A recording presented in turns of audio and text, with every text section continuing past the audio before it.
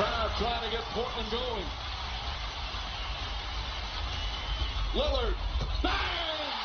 Damian Lillard from way downtown with the answer. Game time was right on time for a Portland TraileBlazers team that had lost 10 straight in the postseason. But they get the win in Game 1 over the Oklahoma City Thunder, 104-99, and take a big step toward purging some of the ghosts of playoffs past. Welcome in. Post-game coverage here on NBA TV. I'm Matt Weiner. That's Grant Hill. Bredan Haywood right over there. Lillard with 14 of his 30 in the fourth quarter. Oklahoma City had a horrific day shooting the basketball from three-point range. Paul George was never really quite himself offensively. And the Blazers get a big contribution from former Oklahoma City Thunder center Enes Kanter, and they get the win tonight. What'd you make of what you saw?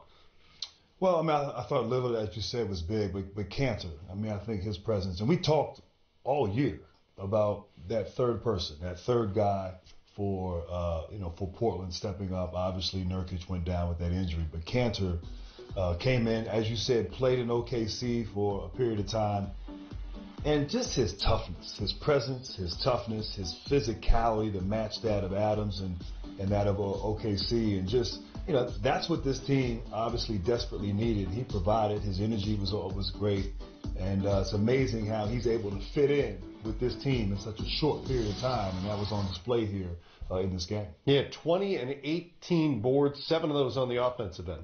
Yeah, I agree with Grant. I think Kanter was the story of the game. We always talk about this backcourt. We talk about Lillard and McCollum, but the story today was Enes Kanter, and he made countless plays time and time again. Had some huge offensive rebounds down the stretch. Some of them he was able to put back. Some of them he was able to kick out as they were running down clock at the end of this game. So I like what Kanter gave him. I like the presence that he had inside, and it was a battle between him and Steven Adams, and he won that matchup. So if Kanter can continue to win that matchup, that bodes very well for Portland in this series. 54 points out of the backcourt for Portland, no real surprise there, but Kanter may be the most important player in this series moving forward, really, obviously for Portland, but really in terms of either team and which way this series goes. Yeah, I think Kanter is the most important player in this series, especially when you look at it from Portland's side.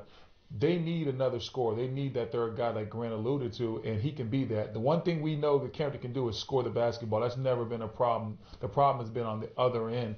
And as long as he's giving proper effort defensively and he's in the right place, they don't need him to be a lockdown defender. They just need to make sure that he's in the right place, he gives proper effort, and they'll be just fine. If he can continue to give them anywhere from 15 to 20 points a night in this series, I think Portland might have found that third guy that we say they've been looking for the past couple of seasons. Yeah, man, just to piggyback on that, not just his production, not just sort of a defensive effort, obviously fantastic performance, but just his toughness. Like, there's a toughness about him, there's a confidence, there's a belief that he brings to the table, and just that attitude, that swagger, whatever you want to call it, important for this team, important as you alluded to, some of their playoff troubles in years past.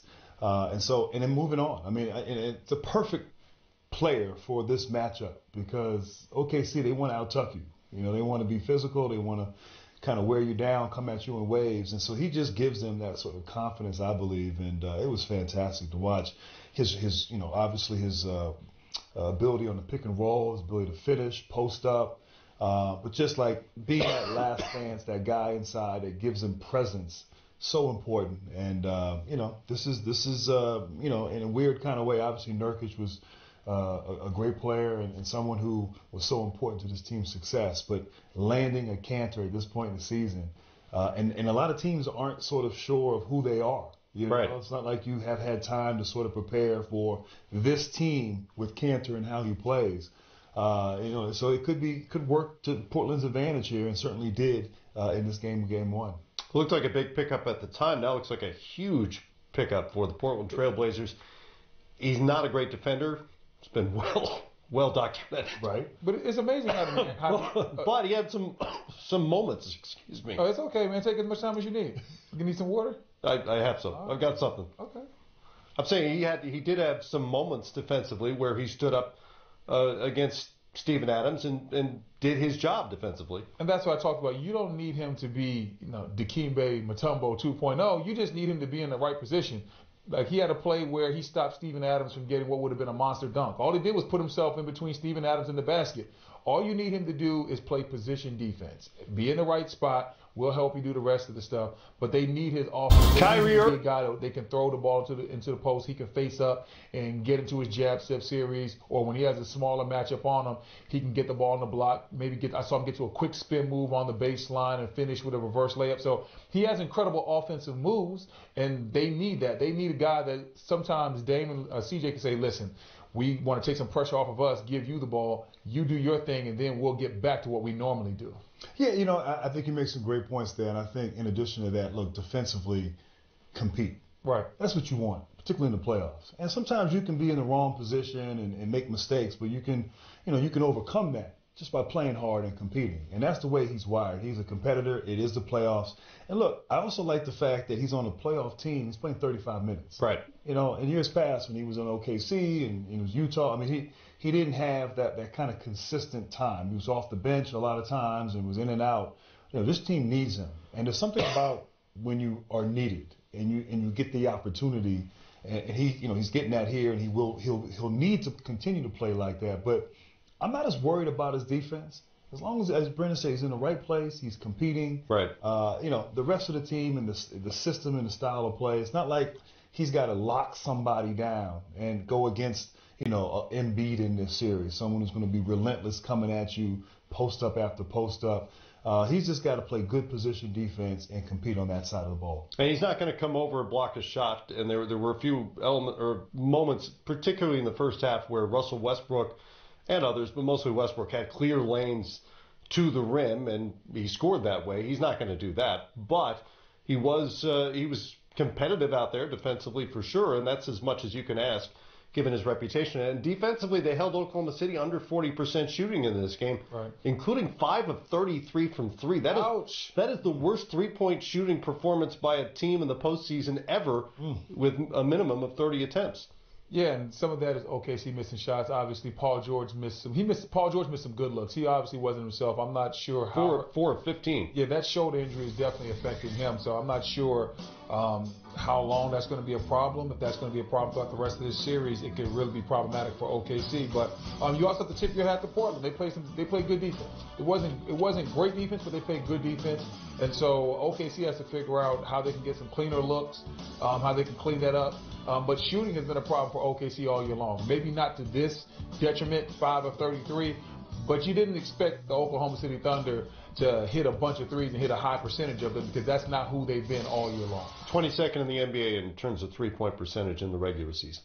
Yeah, no, I mean, that's not their identity. That's not who they are defensively. They got to get stops. Obviously, they have two players who are more than capable of carrying the load and having huge nights. And on the road in the playoffs, you need that. You expect that. They had good games. Obviously, they combined for 50 points, but they need to combine for 60 plus. Particularly on the road against a team like this. And Paul George was a little bit off. Russell Westbrook was off. Those guys played just a little bit better in terms of their efficiency, scoring the basketball, putting the ball through the basket. It might be a different outcome. And I expect they will bounce back.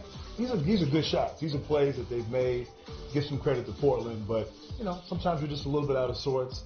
And I expect Paul George and Westbrook to try to refocus, regroup, and come back for game 2 a little bit better. But hey, tonight you got to tip your hat to Portland. They got the win. They sent a statement. The worst thing that could have happened for Portland was to lose game 1. And now you start, the doubt starts creeping in. You start thinking about last year. And the year before, and the year before. And we're talking about it, and next thing you know. And so to get a win, to feel good about yourself, you can't rest now. But just knowing that, okay, confidence-wise, we're in good shape as a team. Paul George, 8 of 24. He's been dealing with the shoulder issue. His shooting numbers have come down since really about the All-Star break or so. 5-6% from the field and from three-point range. Do you see anything that looks off about the way he's shooting the ball, or can you just tell that he's probably feeling the pain based on the results? I'm not seeing like a weird form or anything like that, but we all know the way Paul George shoots the basketball. He clearly has a shoulder injury. He's not shooting up to the level that we expect of him.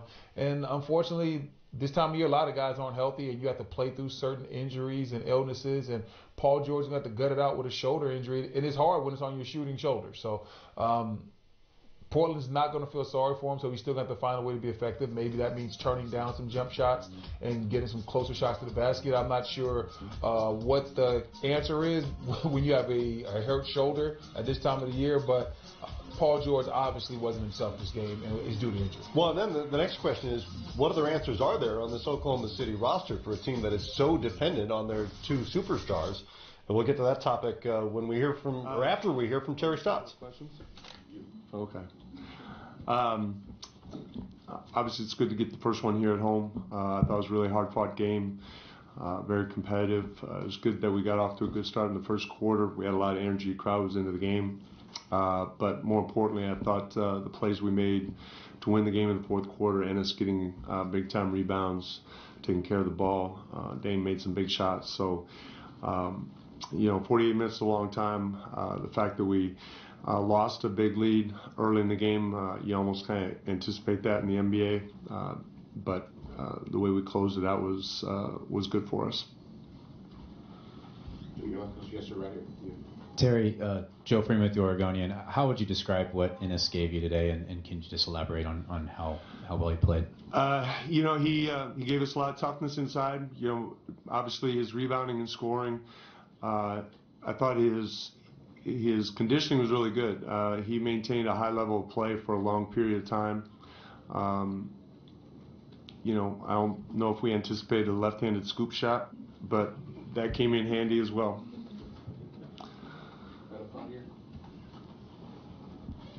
Terry, Eric Horn from the Oklahoman. Paul George has a tough day in terms of his shooting.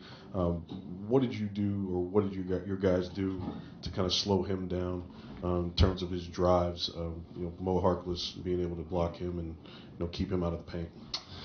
Well, he didn't shoot the ball well from three, and that's been a big difference in our regular season games. To be honest, I think we gave him too many open three looks, and that's going to be a concern going into game two. But he's a great player. He's going to get his shot attempts. I thought did a nice job of changing different guys on him, whether it's Chief or Rodney or Mo or Evan, knowing that he's always an option. They do a good job of staggering his minutes, so he keeps them fresh. But my biggest concern with him is they had too many threes. That was we can't let him get away from us as much as we did. Yeah, Terry, Barry Trammell with the Oklahoman. In the first quarter, they seemed to post Adams up on Cantor a bunch. They went away from that the deeper the game went. Did you guys make adjustments to try to prohibit that, or what exactly was going on? No, you'd probably have to ask Billy that. Their bread and butter is Russell and Paul George. I mean, that's what they're going to go to. Other people will be involved, obviously, but as the game goes on, you tend to go to your main scorers. Kevin Pelton, ESPN.com. Ennis's rep was his defensive limitations made him hard to play in the playoffs. Did you think he could be more effective in your system, and have you seen him kind of grow in that regard? I'd heard about that. I think it's unfortunate. A lot of times you get a reputation, and the reputation kind of sticks with you whether you deserve it or not. I think Ennis has really been good for us defensively.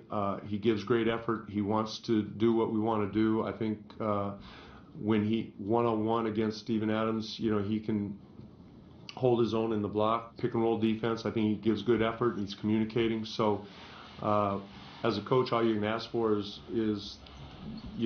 the players giving effort and trying to do what you want them to do. And Ennis has been like that from day one with us.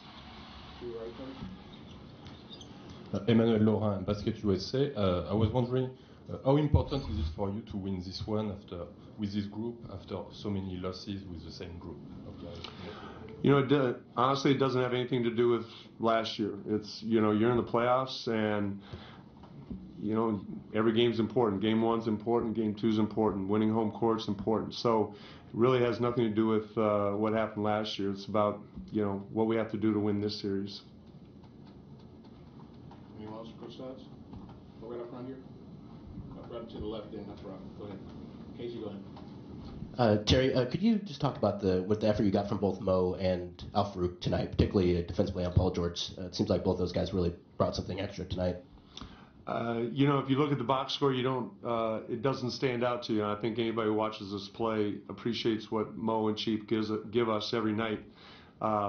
Defensively, they usually have a tough assignment. Tonight, obviously, with Paul George, one of those two guys is usually on him. So they both took the challenge, defensive challenge. Like I said, they're not involved in